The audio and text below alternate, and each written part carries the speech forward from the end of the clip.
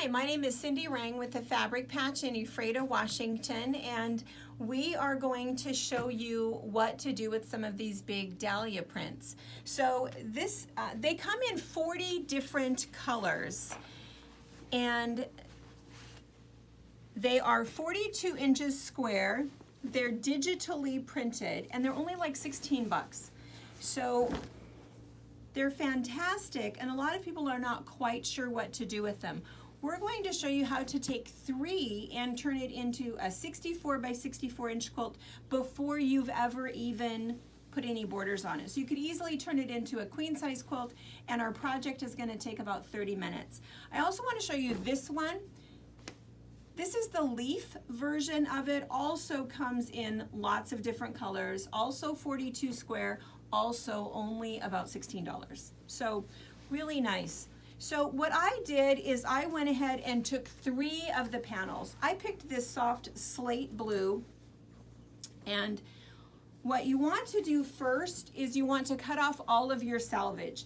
And by all of your salvage, you might still have some funny little shards of it left, because you really do want to make sure that all 4 of your panels are the same size. When you cut off your salvage, you're still going to be at about 42 1/4 inches square. Then what you're going to do is you're going to find the center of your first one. So I'm just going to find the center, find a pin, and put a pin in it. And do the same thing on all 4 sides.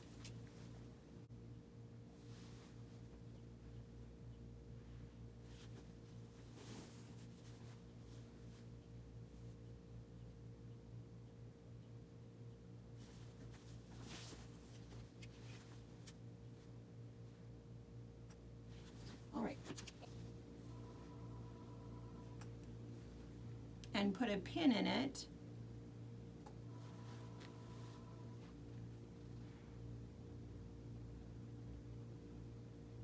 And do the same thing with the other 3.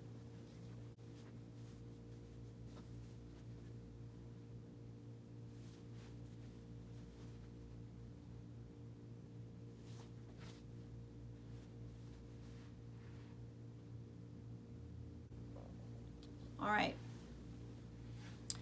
So now all we're going to do is we're going to sew 4 seams. I'm going to show you, I went ahead and cut out some little flowers just so that you could see an up close idea of what we're doing. So let's pretend that these are our 42 inch flower panels. So I'm going to take this one, and these are your other 2 that we have cut in half. So we found our center, we've found our center, and we're going to line that up and sew that right sides together. Do the same thing with this one, line up that center and sew it right sides together.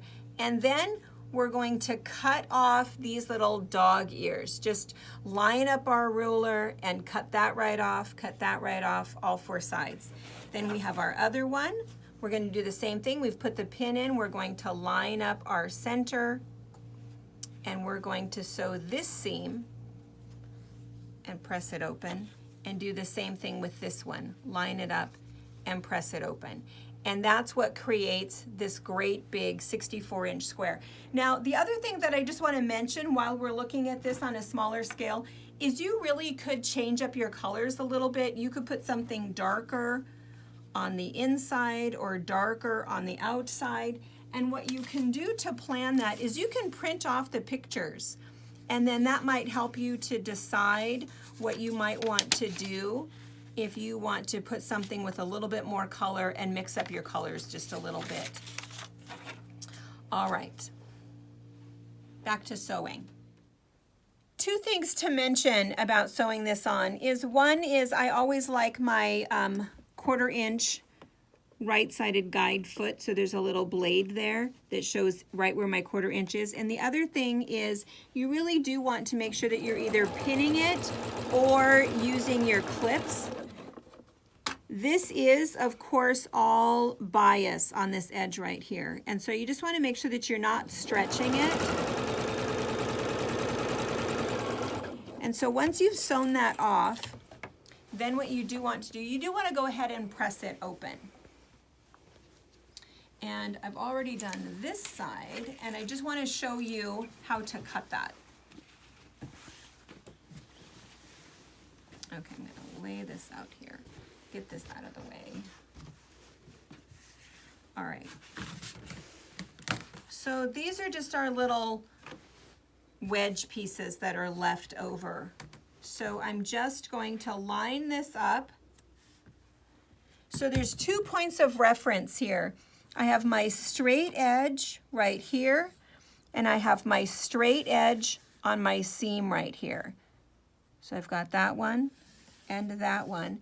And then I know this is going to be straight.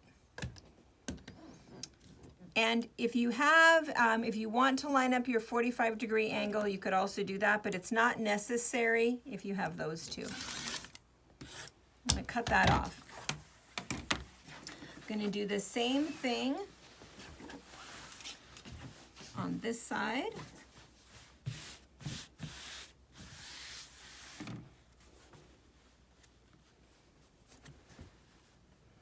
So I'm going to line up my reference line,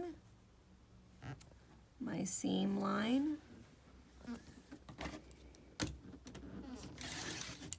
and cut that off. Then I'm going to do that on both sides, and then I'll pin on the last one. And again, all I'm going to do is line up. Oh, dang it. Lost my pen.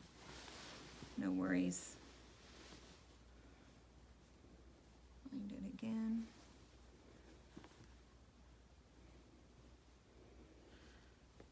Line that up. And then I'm going to do the same thing. Line this up. Wrestling.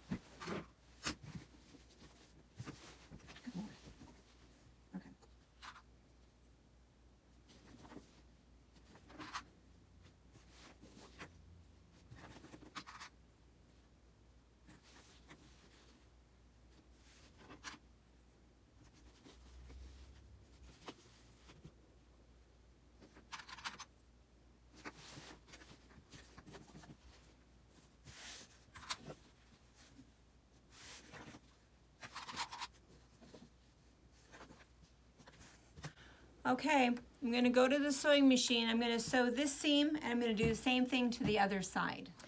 Just a quick little tip is to show you this little triangle dog ear up here. This is how you know that everything is pinned or clipped properly, is so that when I go up under my 1/4 inch seam allowance, you can see that as I click that down, I am going to start sewing right in that valley. And that's what's going to make sure that everything ends up exactly the way that it should. Okay. Okay, I'm excited to show you the project, but first I want to show you 2 little things that I may not have talked about. One is best press. So it is important that you use some sort of a starch alternative or starch when you cut your diagonal seams. The reason for that is, of course, that's all on bias, and you just want to make sure that everything stays stable so you don't stretch anything when you're sewing that together. What is really nice is, since this has been my diagonal seam, all of the outsides of my quilt are not on the bias, they're all on the straight of grain, which is nice. This is that little tip I was telling you about. So what happens is then we're just going to snip that off. That is what we call a dog ear, and then that's what gives us this nice straight edge right here. All right, and I think earlier I said 68 inches. This is 72 inches.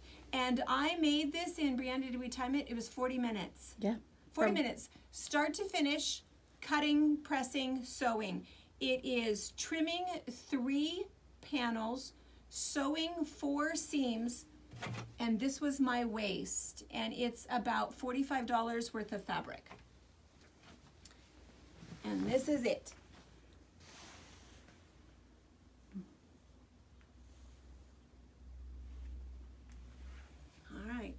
So I hope you make your own. I'm going to quilt it, and I think you could really quilt it in all sorts of ways. You can either really highlight the flowers or just do something as a quick all over, because what's really nice about it is so quick. And there's so many great options. You can use any kind of a big all over fabric.